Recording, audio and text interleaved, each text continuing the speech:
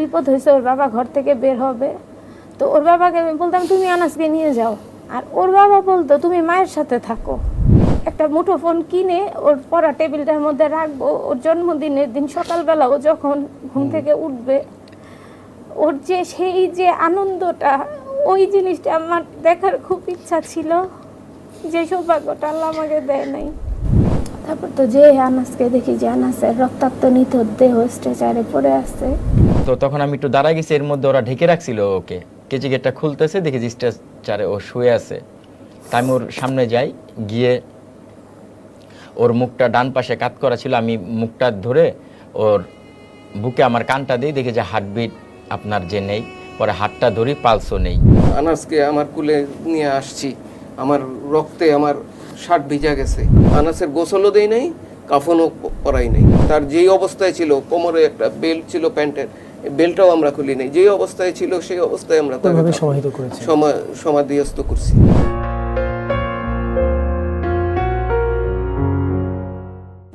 সুপ্রিয় দর্শক, আমি মেহেদী হাসান সোমেন আপনাদেরকে আমন্ত্রণ জানাচ্ছি আমাদের নিয়মিত অনুষ্ঠান মাই স্টোরিতে। মাই স্টোরি আপনাদের কথা বলার জায়গা, যে কথা কখনো বলা হয়নি, আমরা সেই কথা শুনতে চাই আপনার কাছ থেকে। দর্শক, তারই ধারাবাহিকতায় আমাদের সঙ্গে প্রতিবার একজন অতিথি থাকেন, আজকেও আছেন। আজকে আমাদের সঙ্গে যিনি আছেন, তার কাছে যাবার আগে আমি একটি চিঠি আপনাদেরকে পড়ে শোনাতে চাই।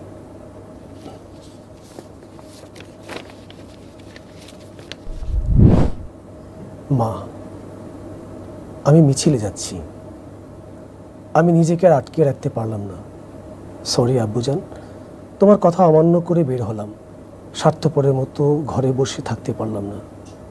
আমাদের ভাইরা আমাদের ভবিষ্যৎ প্রজন্মের জন্য কাফনের কাপড় মাথায় রেখে রাজপথে নেমে সংগ্রাম করে যাচ্ছে, অকাতরে নিজেদের জীবন বিসর্জন দিচ্ছে। একটি প্রতিবন্ধী কিশোর, 7 বছরের বাচ্চা, ল্যাংড়া মানুষ যদি সংগ্রামে নামতে পারে, তাহলে আমি কেন বসে থাকবো ঘরে? একদিন তো মরতেই হবে। তাই মৃত্যু ভয় করে স্বার্থপরের মতো ঘরে বসে না থেকে সংগ্রামে নেমে গুলি খেয়ে বীরের মতো মৃত্যু অধিক শ্রেষ্ঠ। যে অন্যের জন্য নিজের জীবনকে বিলিয়ে দেয়, সে প্রকৃত মানুষ। আমি যদি বেঁচে নাও ফিরি, তবে কষ্ট পেও না, গর্বিত হইও। জীবনের প্রতিটি ভুলের জন্য আমাকে ক্ষমা করো।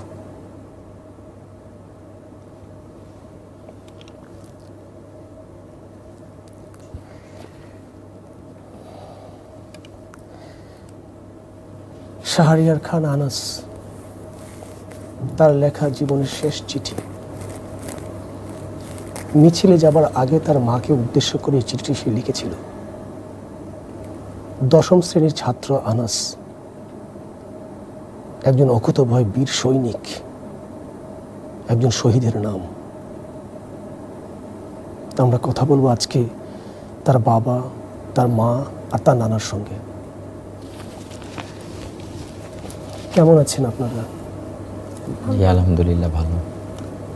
আপনি কেমন আছেন? আলহামদুলিল্লাহ। আনাস আপনার মানে বড় ছেলে? জি আমার বড় ছেলে। আপনার কয় ছেলে মেয়ে? আমার 3 ছেলে। আচ্ছা, আনাস কি সবার বড়? আনাস সবার বড়।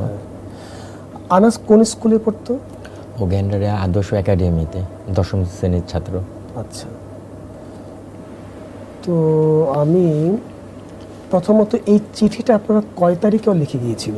চিঠিটা 5 তারিখ সকালবেলা ও আন্দোলনে যাওয়ার পূর্বে লিখে যায়। ওর মা আমাকে বলে যে আনাস একটা চিঠি লিখে গেছে।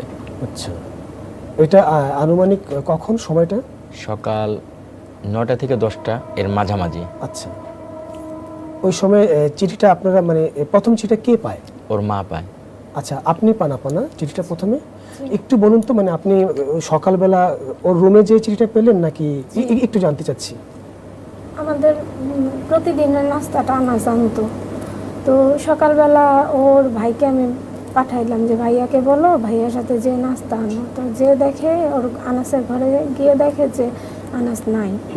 তো পরে এসে আমাকে ডাকতেছে, মানে ও ছোট তো 2 বছরও বলতে পারে না, কিন্তু বুঝাইতে পারে, আমাকে ডাকতেছে। আপনার সবচেয়ে ছোট ছেলে? জি। ও বোঝাইতে মানে ডাকতেছে আমাকে, ও ও হচ্ছে ওকে যেও বলতে পারতো না, ও আনাসকে মানে হাত ধরে টেনে নিয়ে আসতো যে তুমি চলো মা ডাকে এরকম। আর আমার ক্ষেত্রেও তাই, ওকে না পেয়ে আমার হাত ধরে টেনে নিয়ে যাইতেছে। তো আমি তখন বুঝলাম যে আনাস নাই বা বাথরুমে এরকম কিছু। তো ওই উদ্দেশ্যে ওর ঘরে গেলাম, গিয়ে দেখি টেবিলের উপর একটা কাগজ ভাঁজ করা। তো পরে খুললাম, খোলার পরে দেখি এই চিঠি। পরে ওর বাবাকে এসে বললাম যে আনাস তো এরকম ঘরে নাই, আনাস এরকম একটা চিঠি লিখে মিছিলে গেছে। আপনি আপনি তখন বাসায় ছিলেন? জি, আমি বাসায় ছিলাম।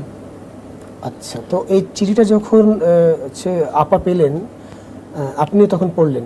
না, আমি চিঠিটা তখন আপনার ওর মা আমাকে চিঠি এনে দেয়, দেওয়ার পরে আমাকে বলে যে আনাস আন্দোলনে চলে গেছে, এই চিঠিটা লিখে গেছে।